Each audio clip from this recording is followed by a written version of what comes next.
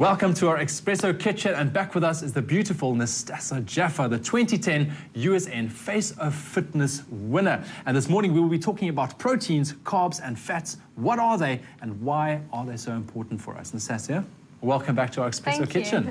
Thanks for having me. Nice to have you. Balanced diet is very important when it comes to weight loss, specifically also for women. Now we need to have protein, fats and carbs. First of all, what are they? Okay, proteins are very important. We eat proteins and it gets assimilated into our own bodies. Yeah. So if you deprive your body of protein, then you aren't going to be able to build muscle and have muscle recovery. Yeah. We've also got some carbohydrates here today. Carbohydrates are very important. Your body runs on glucose and the energy that you eat. So avo obviously represents fats, right? Yeah, avo is fats, also vegetable. Yeah. And we've got some olive oil here, and we've also got an example of bad fats, which would be your trans fats. That's my next question, yeah. Good and bad fats. What should we avoid? What type of fats? Well, too much saturated fat is obviously bad for you, and you get saturated fats in animal products. Yeah. Obviously, your favorite bacon and lamb, very high in saturated fats. And saturated fats, they tend to sit in our arteries and veins, and they clog those up, slows down your metabolism, and it basically causes havoc in the body. Okay, and what about carbs? I mean, carbs are carbs. You know, I know it as carbs, but are they good and bad carbs? Carbs, you get good and bad carbs.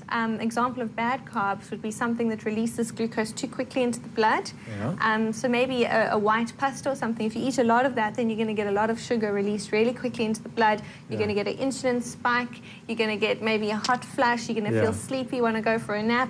That's because you've got too much glucose in your blood. You weren't eating low GI. So there's a lot of emphasis today on eating low GI. Yeah. That's complex carbohydrates like whole wheat bread, a baked potato is a good example. You want to eat carbohydrates in small portions. And does the same apply for proteins as well? Well, you do get good proteins and bad proteins. Yeah. You get, well, a lean protein is what you should opt for. You can have a piece of fish, you can have a chicken breast, you can have a lean piece of steak. Yeah. But the very fatty cuts of meat you should try and avoid, because those are your bad examples of protein. All right. There's a lot of diets out there, especially the newer diets, you know, that suggest that you should cut out one of these, either proteins, fats or carbs. What is your take on that? I don't believe in cutting out any food group.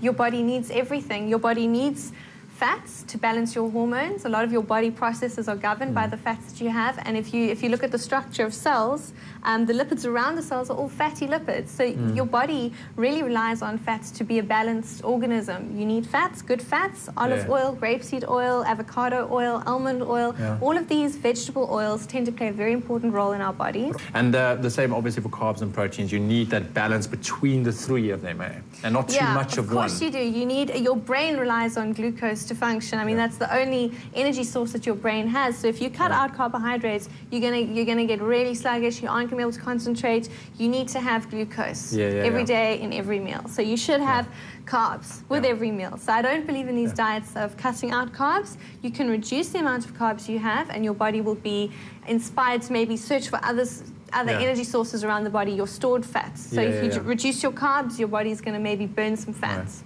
Now, when starting a new diet, we know that preparation is key, but with our hectic lifestyles nowadays, we sometimes are forced to miss that important meal. So in terms of supplementation, what can we do? What I'd recommend is USN's Diet Fuel. It's a fantastic meal replacement. It's a wonderful balance between the carbohydrates, the fats and the proteins. So that's your three essential food groups blended together, and that's what you should have as your meal replacement instead of going to the vending machine. Stay away from the vending machine. Stay away from the vending machines. Or what about takeaway? Or even takeaways. Now that brings me to the next point. I love going to restaurants, especially an Italian restaurant, because I love pasta. What can I do, you know, not to mess up my diet? Well, at restaurants, they often give you a huge portion, and if you want to finish your plate, you don't want to be rude. So you've eaten a huge pasta, you got too much glucose in your blood now. USN's got a product called Carb Block. You can take that, and it's going to stop the body absorbing too much energy too quickly, so you won't go into that lipogenesis where your body makes fat and stores it. And what about a nice big hamburger with like meats and cheese and sauces and everything? Pork ribs, that's your favorite? Pork ribs, I love pork ribs. High in fat. We've got a USN fat block. You take that, and that's going to slow down the absorption of fats. In fact, it actually will minimize it completely, so you won't get the absorption of the fats into the blood. And then obviously if you get less of that, you won't have as much fat storage. So you can try and get away with eating out every now and then if you've got your USN fat block and carb block with you. Nastasia Jaffa, the 2010 USN Face of Fitness winner, giving us some valuable information on proteins, fats and carbs.